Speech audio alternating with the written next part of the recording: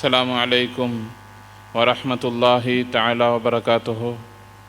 கனிமிக்க அல்லாஹ்வின் நல்லடியார்களே, இந்த ஜும்ஆவினுடைய உரையின் வாயிலாக வாரந்தோறும் நாம் நம்முடைய ஈமானை வலுப்படுத்தி கொள்வதற்காக, இஸ்லாமிய வாழ்க்கையை சரியான முறையில் கட்டமைத்து கொள்வதற்காக ஏராளமான உபதேசங்களை பேசி வருகிறோம்.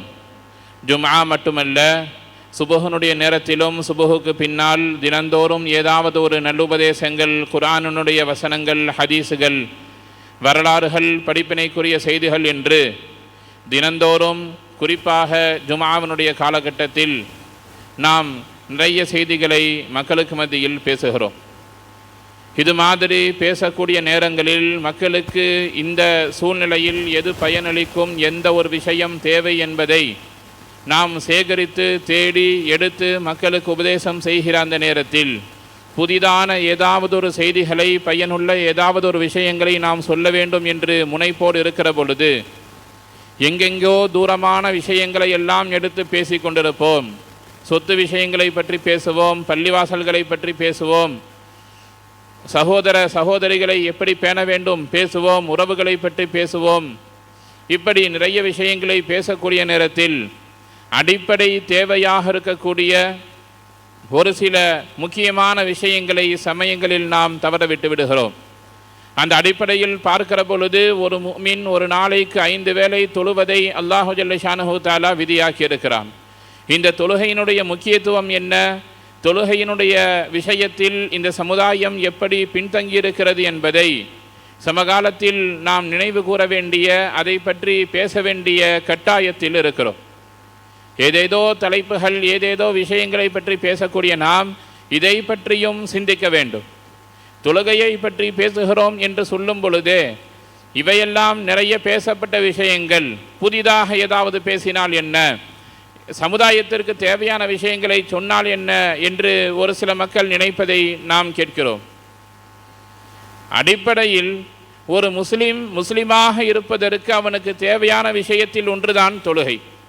கலிமா சொல்லவில்லை என்று சொன்னால் எப்படி ஒரு மனிதன் முஃமின் இல்லையோ, தொழுகையை விட்டுவிட்டாலும் கூட அவன் முஸ்லிம் இல்லை, அவன் முஃமின் இல்லை, ஈமானை விட்டும் இஸ்லாத்தை விட்டும் வெளியேறிவிட்டான். அப்படி பார்க்கிற பொழுது நாம் இதை பற்றி மிக அதிகமாகவே பேச வேண்டும். அல்லாஹு ஜல்ல ஷானஹு தஆலா அல் குர்ஆன் ஷரீஃபிலே ஒன்றல்ல இரண்டல்ல பல 100 தடவை மீண்டும் மீண்டும் மீண்டும் மீண்டும் குர்ஆனை பற்றி, தொழுகையை பற்றி பேசிக்கொண்டே இருக்கிறான். அகீமுஸ்ஸலா ஆத்து ஸகா, தொழுகுங்கள், சகாத்தை கொடுங்கள். அகீமுஸ்ஸலா லிதிக்ரி, என்னை நினைப்பதற்காக தொழுகையை நிலைநாட்டுங்கள் என்று அல்லாஹ் வேறு வேறு சந்தர்ப்பங்களில், வேறு வேறு இடங்களில், பல்வேறு தருணங்களில் தொழுகையை பற்றி நமக்கு உபதேசித்து கொண்டே இருக்கிறான். தொழுகை ஒரு சாதாரணமான விஷயம் அல்ல.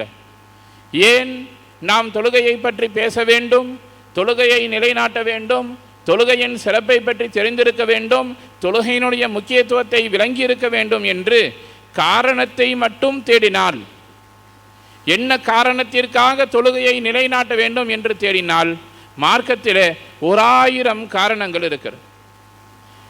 1000 விஷயங்கள் நமக்கு முன்னால் குமிந்திருக்கிறது. தொழுகையை பற்றி பேசியதை போல் குர்ஆனும் ஹதீஸும் ஏராளமான மற்ற விஷயங்களை பற்றி பேசியதாக தெரியவில்லை. ரசூலுல்லாஹி ஸல்லல்லாஹு அலைஹி வஸல்லம் வாய்ப்பு கிடைக்கும் பொழுதெல்லாம் சொல்லிக் கொண்டிருந்தார்கள், தொழுகையை விட்டு விடாதீர்கள்.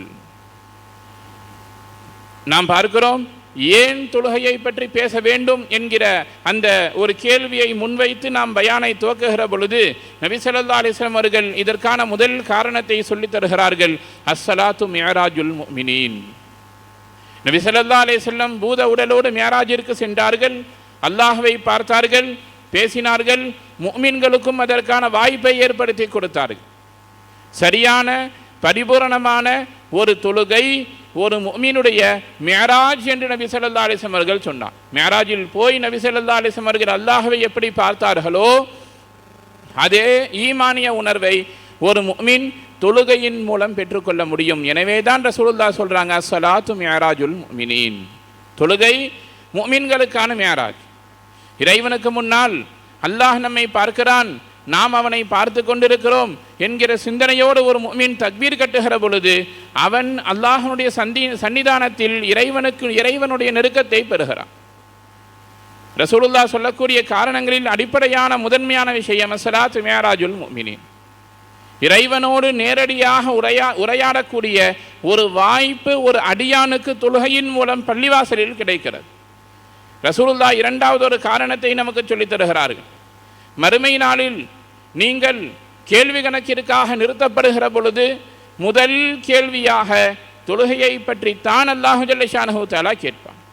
எந்த ஒரு அடியான் அந்த தொழுகைக்கான கேள்விக்கு விடையை சரியாக சொல்லுகிறானோ அல்லது தொழுகையை சரியான முறையில் நிறைவேற்றிவிட்டு நாளை மறுமையில் இறைவனை சந்திக்கிறானோ அதற்கு பின்னுண்டான எல்லா காரியங்களும் லேசாகிவிடும்.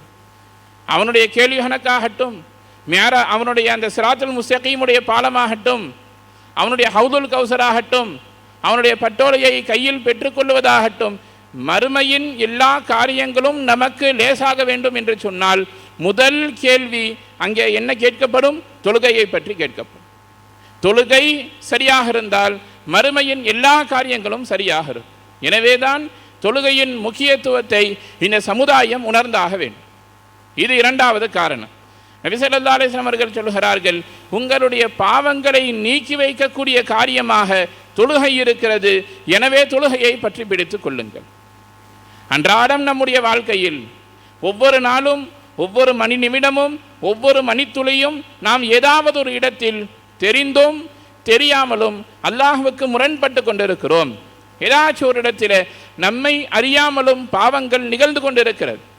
பாவம்னு தெரிஞ்சால் தௌபா செஞ்சிடலாம். தெரிந்தே பொய் பேசிவிட்டோம், புறம் பேசிவிட்டோம், அந்நிய பெண்ணை பார்த்து விட்டோம், இறைவனால் தடுக்கப்பட்ட ஏதாவது ஒரு காரியத்தை செய்துவிட்டோம் என்று சொன்னால் தெரிந்தால் தௌபா செய்யலாம்.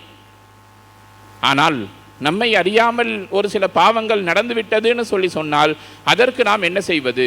நபி ஸல்லல்லாஹு அலைஹி வஸல்லம் அவர்கள் சொல்லுகிறார்கள், ஒரு மனிதன் சுபஹுனுடைய தொழுகையை ஜமாத்தோடு தொழுகிறார், சரியான முறையில் நிறைவேற்றுகிறார், அடுத்து லுஹர் தொழுகைக்காக வேண்டி பள்ளிக்கு வருகிறார், முன்பின் சுன்னத்துகளை சரியாக தொழுது ஃபரதுடைய தொழுகையை இமாம் ஜமாத்தோடு தொழுகிறார், நிறைவு செய்கிறார்.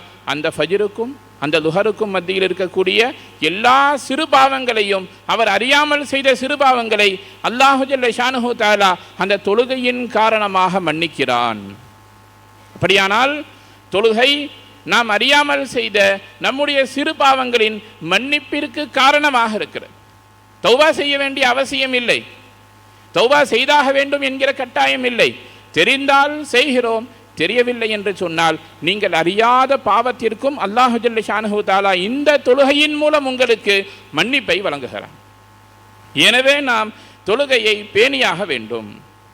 நபி ஸல்லல்லாஹு அலைஹி வஸல்லம் அவர்கள் இன்னும் நிறைய காரணங்களை நமக்கு சொல்லி தந்திருக்கிறார்கள். அல்லாஹு ஜல்ல ஷானுஹு தஆலா கூட திருக்குர்ஆனில் கூறுகிறான், இன்னஸ் ஸலாத்த தன்ஹா அனில் ஃபஹ்ஷாஇ வல் முன்கர். நிச்சயமாக தொழுகை மானக்கேடான விஷயங்களை விட்டும் தடுக்கப்பட்ட காரியங்களை விட்டும் உங்களை தடுக்கக்கூடியதாக இருக்கிறது. யாரொருவர் வாழ்க்கையில் தொழுகையை பேணிக் கொள்ளுகிறாரோ அவர் மதுவின் பக்கம் சாய்ந்து விட மாட்டார், வட்டியின் பக்கம் நெருங்க மாட்டார், விபச்சாரத்தின் பக்கம் நெருங்க மாட்டார், கொலை செய்ய மாட்டார், பொய் பேச மாட்டார், புறம் பேச மாட்டார், வியாபாரத்தில் நீதமாக நடப்பார். மார்க்கம் எப்படியெல்லாம் உங்களை வாழச் சொன்னதோ அப்படியெல்லாம் நீங்கள் வாழ வேண்டும் என்று சொன்னால் ஒரே அடிப்படை தான் உங்களுக்கு தேவை, தொழுகை. அதை பற்றி பிடித்துக் கொள்ளுங்கள். அல்லாஹ் நேரடியாகவே சொல்லுகிறான், இன்னஸ் ஸலா, நிச்சயமாக தொழுகை தன்ஹானில் ஃபஹ்ஷாஇ வல் முன்கர், அருவருப்பான மானக்கேடான விஷயங்களை விட்டும் தடுக்கப்பட்டவைகளை விட்டும் உங்களை தடுத்துவிடும். நீங்கள் தவிர்ந்து கொள்ள வேண்டும் என்கிற சிந்தனை கூட உங்களுக்கு தேவையில்லை. அல்லாஹ் உங்களுடைய உள்ளத்தில் பாவத்தின் மீதான வெறுப்பை போட்டு விடுவான்.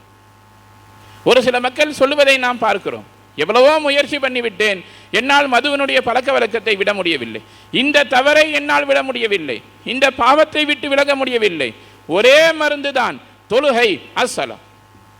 தொழுது வாருங்கள், பாவங்கள் உங்களை விட்டும் விலகிவிடும், பாவத்தின் மீதான வெறுப்பு உங்களுடைய மனதில் குடிகொண்டு விடும். அல்லாஹ் குர்ஆனில் பேசுகிறான்.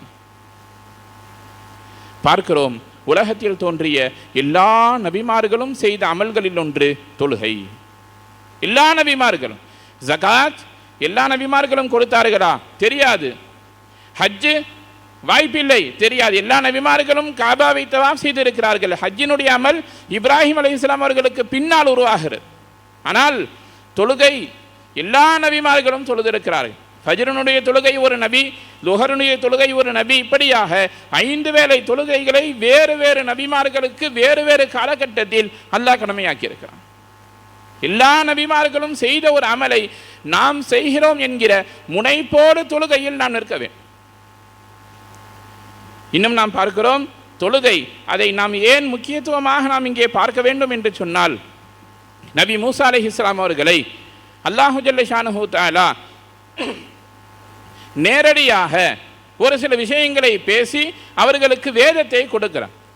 மூசா அலைஹிஸ்ஸலாத்தை தூர் சீனா மலைக்கு அல்லாஹ் அழைத்து பேசிய பொழுது அங்கே என்ன பேசப்பட்டது என்று திருமறையில் அல்லாஹ் பேசுகிறான். ஹக்கிமீஸ் ஸலாத்த லிதிக்ரி. மூசா அலைஹிஸ்ஸலாத்துக்கு அல்லாஹ் கொடுத்த உத்தரவு என்ன? ஹக்கிமீஸ் ஸலா, நீங்கள் தொழுகையை நிலைநாட்டுங்கள். என்ன காரணம், ஏன் தொழுக வேண்டும்? லிதிக்ரி, என்னை நினைப்பதற்காக. என்னுடைய நினைவு உங்களுடைய மனதில் நீங்காமல் இருக்க வேண்டுமா?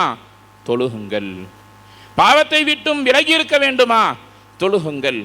பாவங்கள் மன்னிக்கப்பட வேண்டுமா? தொழுகுங்கள். நபிமார்கள் செய்த அமலை நீங்கள் செய்ய வேண்டும் என்று விரும்புகிறீர்களா? தொழுகுங்கள். அல்லாஹ்வோடு நேரடியாக பேச வேண்டும் என்று நீங்கள் நினைக்கிறீர்களா? தொழுகுங்கள். நபி ஸல்லல்லாஹு அலைஹி வஸல்லம் அடுக்கடுக்காக ஏராளமான விஷயங்களை நமக்கு சொல்லித் தருகிறார். அல்லாஹ் குர்ஆன்ல ஜகாத்தை பற்றி நிறைய சட்டத்திட்டங்களை இறைவசனத்தின் மூலம் பேசியிருக்கிறான். ஹஜ்ஜை பற்றி அதிமுல் ஹஜ்ஜ வல் உம்ரத லில்லாஹ், அகீமுஸ் ஸலாத்து ஸகா, ஜகாத்தை கொடுங்கள், ஹஜ் செய்யுங்கள்.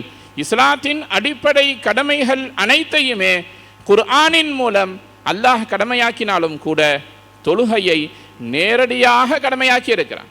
அந்த வகையில் எல்லா அமல்களை விடவும் தொழுகை சிறப்பானது. இந்த தொழுகை எப்படிப்பட்ட தொழுகை? அல்லாஹ் நேரடியாக நமக்கு விதியாக்கிய தொழுகை, அல்லாஹ் நேரடியாக நமக்கு கொடுத்த ஒரு தொழுகை. சாதாரண ஒரு அமல் அல்ல. இந்த அமல் எந்த அளவிற்கு முக்கியத்துவம் வாய்ந்ததாக இருந்தால் அல்லாஹ் நேரடியாக இதை கடமையாக்கி இருக்க வேண்டும். சற்றே யோசிக்க வேண்டும். மேராஜினுடைய நாள், அதற்கு பின்பாக ஹஜ்ரத் ஜிப்ரைல் அலைஹிஸ்ஸலாத்து வஸ்ஸலாம் அவர்கள் நபி ஸல்லல்லாஹு அலைஹி வஸல்லம் அவர்களிடத்தில் ஒவ்வொரு வக்துக்கும் வந்தார்கள். ஃபஜ்ரினுடைய ஆரம்ப வக்திலே ஜிப்ரீல் அலைஹிஸ்ஸலாம் அவர்கள் வருகிறார்கள். ரசூலுல்லாஹ்வை அழைத்து சஹாபாக்களை ஒன்று சேர்த்து எல்லா நபர்களையும் சஃபாக நிற்க வைத்து ஜிப்ரீல் அலைஹிஸ்ஸலாம் அவர்கள் தொழுது காட்டினார்கள். நபி ஸல்லல்லாஹு அலைஹி வஸல்லம் அதை பார்த்து தொழுதார்கள். சஹாபாக்கள் அதை பார்த்து பின்பற்றினார்கள்.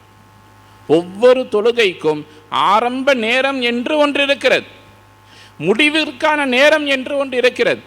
ஜிப்ரீல் அலைஹிஸ்ஸலாம் அவ்வலுல் வக்த் ஆரம்ப நேரத்திலேயும் கடைசி நேரத்திலேயும் 2 முறை நேரடியாக வந்து அவர்களே சொல்லிக் கொடுக்கிறார்கள். அல்லாஹ் வானத்தில் இருந்து நீங்கள் இப்படி செய்யுங்க அப்படி செய்யுங்கன்னு சொல்லி வஹியை இறக்கி இருக்கிறார். ஆனால் தொழுகை முக்கியத்துவம் வாய்ந்தது என்பதை உணர்ந்து கொள்ள வேண்டும் என்பதற்காக ஃபஜ்ருடைய வக்துக்கு 2 முறை ஜிப்ரீல் அலைஹிஸ்ஸலாம் வர, லுஹருடைய வக்து 2 முறை வருகிறார்கள். லுஹருடைய வக்தினுடைய ஆரம்ப நேரத்தில் ஒரு நாள் வந்து தொழு வைத்து காட்டுகிறார்கள். 2வது நாள் வேறு ஒரு நேரத்தில் வருகிறார்கள். வந்துவிட்டு சொல்லுகிறார்கள், நான் நேற்று தொழுதது லுஹரினுடைய ஆரம்ப நேரம், இன்றைக்கு உங்களுக்கு தொலை வைத்து காட்டுவது லுஹரினுடைய கடைசி நேரம். இப்படியாக ஒவ்வொரு வேளை தொழுகையையும் அல்லாஹு ஜல்ல ஷானஹு தஆலா மொத்தமாக தொழுகையை நபி ஸல்லல்லாஹு அலைஹி வஸல்லம் அவர்களுக்கு நேரடியாக கொடுத்துவிட்டு ஜிப்ரீல் அலைஹிஸ்ஸலாம் அவர்களின் மூலம் ஒவ்வொரு நேர தொழுகையையும் தொலை வைத்து காட்டி நபி ஸல்லல்லாஹு அலைஹி வஸல்லம் அவர்கள் சொன்னாங்க, நீங்கள் சல்லூ கமா ரஅய்துமூனி உஸல்லி, நான் தொழுவதை பார்த்து தொழுகுங்கள், என்னை போன்று தொழுகுங்கள் என்று நபி ஸல்லல்லாஹு அலைஹி வஸல்லம் அவர்கள் சொன்னார். அடுத்து நாம் பார்க்கிறோம், நபி ஸல்லல்லாஹு அலைஹி வஸல்லம் அவர்கள் ஒரு தடவை சொல்லுகிற பொழுது, லா கைர ஃபீ தீனின் லைஸ ஃபீஹி ருகூஅன் வலா சுஜூத், எந்த ஒரு மார்க்கத்தில் ருக்கு சுஜூத் இல்லையோ அங்கே எந்த விதமான நலவும் இல்லை என்று நபி ஸல்லல்லாஹு அலைஹி வஸல்லம் சொல்றான். அதாவது ஒரு மனிதன் தொழுகவில்லை என்று சொன்னால் அவனுக்கு மார்க்கத்தில் எந்த பங்கும் இல்லை. ஜகாத்து கொடுக்கிறேன்னு சொல்லி சொன்னால் அவன் ஒரு பெரும் பாவம் செய்தவன், அதில் மாற்றமில்லை. ரசூலுல்லாஹ்ட்ட ஈமான் கொண்ட ஆரம்ப காலகட்டத்திலே நிறைய மக்கள் நிறைய விதமாக வருவார்கள். திடீர்னு ஒரு சிலர் வருவாங்க, நான் முஸ்லீமாகிறேன், எல்லாம் சரியாக செய்வேன், ஆனால் இந்த வேலையை மட்டும் நான் செய்ய மாட்டேன், இதை மட்டும் நான் பண்ண மாட்டேன், பரவாயில்லைன்னு சொன்னால் நான் இஸ்லாத்தை ஏற்றுக்கொள்கிறேன். ரசூலுல்லாஹ் சரின்றுவான். என்ன சொன்னாலும் சரி, நீ இஸ்லாத்திற்குள்ளால் வா, வந்ததற்கு பின்னால் உன்னிடத்தில் மாற்றம் வரும் என்று நபி ஸல்லல்லாஹு அலைஹி வஸல்லம் என்னதான் மக்கள் நிபந்தனை இட்டாலும் அதை ஏற்றுக்கொண்டு மக்களை இஸ்லாத்தின் பால் அழைத்து கொண்டிருந்தார். ஒரு கூட்டத்தார்கள் வருகிறார்கள். அவர்களுடைய பெயர் சகீப் என்கிற கூட்டம். மொத்தமாக வர்றாங்க. நபி ஸல்லல்லாஹு அலைஹி வஸல்லம் அவர்களிடத்தில் வந்து சொல்றாங்க, யா ரசூலல்லாஹ், நாங்கள் கூட்டமாக இஸ்லாத்தை ஏற்றுக்கொள்ளுகிறோம், ஆனால் எங்களுக்கு ஒரு சில நிபந்தனை இருக்கிறது. அந்த நிபந்தனைக்கு நீங்கள் ஒப்புக்கொண்டால் நாங்கள் இஸ்லாத்தை ஏற்றுக்கொள்ளுகிறோம். சொல்லுங்க பார்க்கலாம். நபி ஸல்லல்லாஹு அலைஹி வஸல்லம் அவர்கள் கேட்கிறார். முதல்ல அவங்க சொல்றாங்க, நாங்கள் போர்க்களங்களில் கலந்து கொள்ள மாட்டோம். எதிரிகளோடு ஏதாவது சண்டை, போர், பிரச்சனைன்னு வந்தா நாங்கள் வரமாட்டோம். பரவாயில்லையா? பரவாயில்லை, நீங்கள் ஈமானை ஏற்றுக்கொள்ளுங்கள், இஸ்லாத்தை ஏற்றுக்கொள்ளுங்கள். நபி ஸல்லல்லாஹு அலைஹி வஸல்லம் அந்த கூட்டம் இரண்டாவது ஒரு ஷர்த்தை வைக்கிறது, எங்களுடைய பொருளாதாரத்திலிருந்து நாங்கள் ஜகாத் கொடுக்க மாட்டோம். நாங்கள் சம்பாதிப்பது எங்களுக்கு மட்டுமே சொந்தம், யாருக்கும் எங்களுடைய பொருளாதாரத்தில் தான தர்மம் செய்ய மாட்டோம். சரினா சொல்லுங்க, நாங்கள் இஸ்லாத்தை ஏற்றுக்கொள்கிறோம். ரசூலுல்லாஹ் சொல்றாங்க, சரி பரவாயில்லை, வாருங்கள், இஸ்லாத்துக்குள்ளால் வாருங்கள், மாற்றம் நிகழட்டும், அல்லாஹ் உங்களுக்கு உங்களுடைய மனதில் மாற்றத்தை கொடுப்பான், வாருங்கள். அந்த கூட்டத்தினர்கள் அடுத்து ஒரு ஷர்த்தை வைக்கிறாங்க, நாங்கள் தொழுக மாட்டோம், எங்களுக்கு தொழுகை பாரமான விஷயம். பக்கத்தில் வந்து அவர் நிற்பார், இவர் நிற்பார், மக்களோடு சேர்ந்தெல்லாம் நாங்கள் நிற்க முடியாது, ருக்கு செய்ய முடியாது, சஜிதா நெற்றியை கொண்டு போய் பூமியில் வைக்கணும், ஆகவே ஆகாது, நாங்கள் தொழ மாட்டோம். சரினா சொல்லுங்க, ஈமானை ஏற்றுக்கொள்ளுகிறோம். ரசூலுல்லாஹ் சொல்லிட்டாங்க, நீங்கள் தேவையில்லை, மார்க்கத்திற்கு நீங்கள் தேவையில்லை, ஜகாத்து கொடுக்கலாட்டி பரவாயில்ல, உள்ள வாங்க சொன்ன நபி ஸல்லல்லாஹு அலைஹி வஸல்லம் அவர்கள், போர் செய்யவில்லை என்றால் உள்ளே வாருங்கள் என்று சொன்ன நபி ஸல்லல்லாஹு அலைஹி வஸல்லம் அவர்கள், எப்பொழுது வரக்கூடிய மக்கள் தொழுகையில் கை வைக்கிறார்களோ ரசூலுல்லாஹ் தேவையில்லைன்னு சொல்லி, அப்பொழுதுதான் நபி ஸல்லல்லாஹு அலைஹி வஸல்லம் சொன்னாங்க, லா கைர ஃபீ தீனின் லைஸ ஃபீஹி ருக்குன் வலா சுஜூத். எங்கே ருக்கு இல்லையோ, சஜிதா இல்லையோ, தொழுகை இல்லையோ, அவர்களுக்கும் ஈமானுக்கும் சம்மதம் இல்லை. நீங்க உள்ள வந்து எதையும் சாதிக்க வேண்டிய அவசியமும் இல்லை. உள்ளே வந்தால் தொழுகை கடமை, தொழுது தானாக வேண்டும், வந்தா வாங்க, வரலடி போங்கன்னு சொன்னான். எவ்வளவு படிப்பினைக்குரிய ஒரு விஷயம் என்பதை நாம் இங்கே கவனித்து பார்க்க வேண்டும். நபி ஸல்லல்லாஹு அலைஹி வஸல்லம் அவர்கள் எந்த ஒரு அமலுக்கும் இவர்கள் நம்மை சார்ந்தவர்கள் அல்ல என்று சொல்லுவதற்கு முன்னால் நபி ஸல்லல்லாஹு அலைஹி வஸல்லம் சொன்னாங்க, தொழுகை இல்லை என்று சொன்னால், மன் தரக்க ஸலா, தொழுகையை யார் விடுகிறார்களோ ஃபகத் கஃபர, அவர்கள் காஃபிராகி விட்டார்கள்னு சொல்லக்கூடிய அளவிற்கு தொழுகை முக்கியத்துவம் வாய்ந்தது. சமகாலத்தில் தொழுகையினுடைய அவசியம், தொழுகையினுடைய முக்கியத்துவம் எப்படி இருக்கிறது என்பதை நாம் சற்றே நம்முடைய நிலைமைகளை யோசித்து பார்க்க கடமைப்பட்டிருக்கிறோம். ஒரு அமல் சொர்க்கத்தை பெற்றுத்தரும் என்று சொன்னால் நிச்சயமாக தொழுகையை விட மேலான ஒரு அமல் இருப்பதற்கு வாய்ப்பில்லை.